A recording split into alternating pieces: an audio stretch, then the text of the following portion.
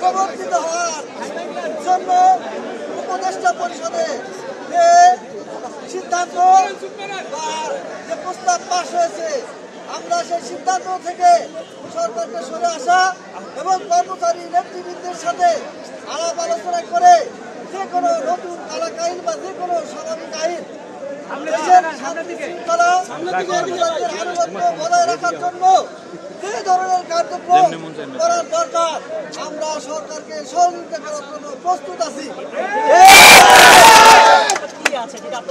এই আইনে এমন কিছু নিবর্তনমূলক ধারা সংযুক্ত হয়েছে যা ইতিপূর্বে বাংলাদেশের সর্বোচ্চ আদালত এটাকে কালো আইন বলে অভিহিত করে বাতিল এবং অবৈধ ঘোষণা করেছে।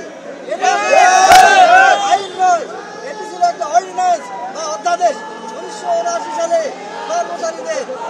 কর্মচারীদেরকে উস্কে দেওয়ার জন্য দেওয়ার জন্য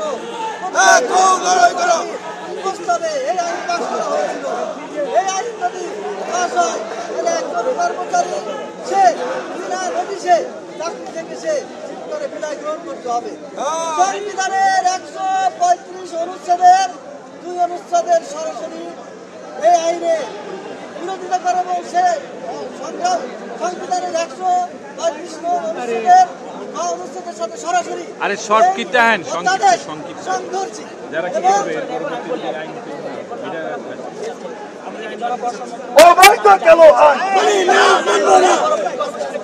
আমরা ইতিমধ্যে আমাদের অবস্থান সরকার এবং মিডিয়ার মাধ্যমে পরিষ্কার করেছি। এই আইন দ্বারা মানুষ স্বাভাবিক ন্যায় বিচার পাবে না। আগে আমি এই দেশের নাগরিক, তারপর আমি এই দেশের কর্মচারী। এই আইন যদি প্রবর্তিত হয় তাহলে আমার নাগরিক অধিকার যেমন নষ্ট হয়ে যাবে, কর্মচারীর অধিকার চিরতরের জন্য বিলুপ্ত হবে এবং কর্মচারীরা চিরতরে বঞ্চিত হবে। দরকার এই আইন যদি পাশ হয়, এই আইন যদি গৃহীত হয় তাহলে অনেক নিরীহ কর্মচারী, মহিলা কর্মচারী দুষ্ট অফিসের দ্বারা চাকরির ভয়ে নিগৃহীত হবে, কিন্তু তাদের মুখের কথা।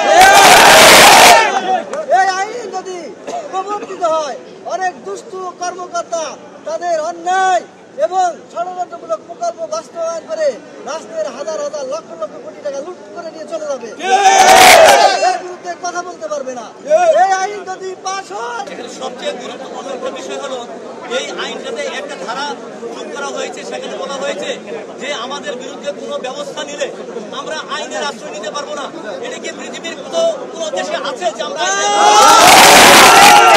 এটা 100% আমাদেরকে দমন পীড়নের একটা আইন করছে যে আমরা আইনের আশ্রয় নিতে পারবো না, মানতে চাই না, মানতে পারবো না। এবং এই আইন করার সময় আপনি যে কথাটা জিজ্ঞাসা করছিলেন অত্যন্ত রেসপেক্টের সাথে আমি বলছি, আমরা সচিবালয়ের একজন লোক আমরা জানি না যে আমরা যারা স্টেক হোল্ডার, আমরা যারা এর সাথে সংশ্লিষ্ট, আমরা যারা ক্ষতিগ্রস্ত হচ্ছে, আমাদের সাথে কোনো আলাপ আলোচনা করে তারা এই সিদ্ধান্ত নেয় নাই। এখানে উপদেষ্টা পরিষদে বিল পরে যখন পাস হয়েছে আমরা খবর পেয়ে আমরা তাৎক্ষণিক আমরা প্রতিবাদ জানাইছি, প্রেস রিলিজ দিয়েছি এবং আপনাদের মাধ্যমে আমরা জানতে চাই, সরকারকে এই আলটিমেটাম দিতে চাই, আমরা যারা স্টেক হোল্ডার আমাদের সাথে কথা না বলে এই ফাইল যেন আইন মন্ত্রণালয়ে না যায়। যদি যায় তাহলে আমরা আইন মন্ত্রণালয়ে তালাচাবি দিয়ে আমরা বন্ধ করে। এবং এর মধ্যে দেখেন আপনারা জানতে চেয়েছেন, এখানে আছে যে আমরা যদি রুম থেকে বাথরুমেও যাই, এটাও তারা আমাদেরকে অন্য আইনে ফেলাইয়া আমাদেরকে শাস্তি নিতে পারবে। আপনারা বলছেন 20 দিন না, এখানে বলা আছে 8 দিনের নোটিশে তারা চাকরি খাবে এবং এমনও কথা বলা আছে নোটিশ ছাড়াও তারা চাকরি খাবে। অত্যন্ত গর্হিত এই দেশ সৃষ্টি হওয়ার পরে এই আমরা যে ফ্যাসিস্ট বলি, এই দেশ সৃষ্টি হওয়ার পরে এই ধরনের কালো আইন আর কেউ করে নাই। এটা তাদের করার কথা না, তারা এরা পলিসি মেকার করার কথা না। তারা কেন এইটা দিচ্ছে? এই মানে নিজেদের স্বার্থ হাসিল করার জন্য, তাদের সিট পাকাভুক্ত করার জন্য, তারা আমাদেরকে দমন পীড়ন করে তাদের সিট বহাল রাখার জন্য এই আইন করছে। এটা আমার ধারণা যে প্রধান উপদেষ্টা না বুঝে তাকে মিসগাইড করে এই আইনটা তার স্বাক্ষর করানো হয়েছে।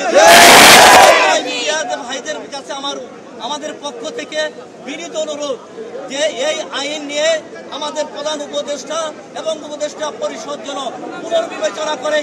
কারণ যে আমলারা এটা প্রভাব করছে তারা কিন্তু আমাদের সাথে কোনো আলোচনা করে নাই। তারা এর অনেক সময় দেখেন, আপনারা দেখেছেন বৃহস্পতিবারে মাত্র 1 ঘন্টা মিটিং করতো, আর বাদ বাকি মিটিং হয়ে ঢুকলে স্যাররা হয়তো এই জিনিসটা দেখার সুযোগ পায় না।